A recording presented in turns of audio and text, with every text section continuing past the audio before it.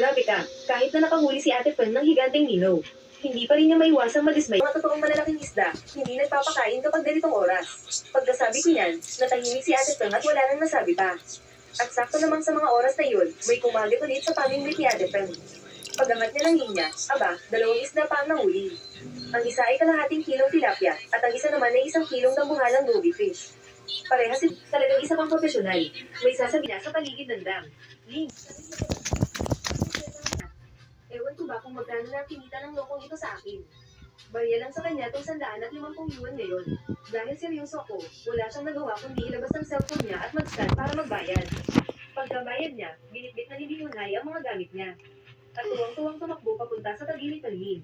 Pagkaalis ni Biyunhay, nakita ko sa kalsada sa ibaba ng dam ang sunod-sunod na dating ng mga sasakyan. Punta silang lahat dito sa dam. Sinubukan kong bilangin. Nasa 20 kotse yata mahigit, at si Yan yun lang na nakatokang mag-tour fishing. At may pasok pa ngayon, paano pa kaya kung weekend o umilakad sa paligid ng dam, pero agad akong nakapansin ng isang malaking problema. Kung may isa o 2 hindi makahuli ng ibang isda.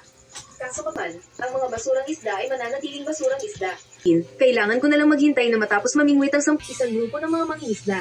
Pati na rin si Biyun tapos wala man lang matinong isda na mahuli. Matatabang isda na nakapaglipat ng atensyon ng mga mangingisdang ito. At nagpatuloy lang ito hanggang alas 4 ng hapon. Pwede kitang bigyan ng libreng oras para magul kung tinanong si Fanny. Nga pala, kamusta naman yung sorpresa at package na sinabi ko?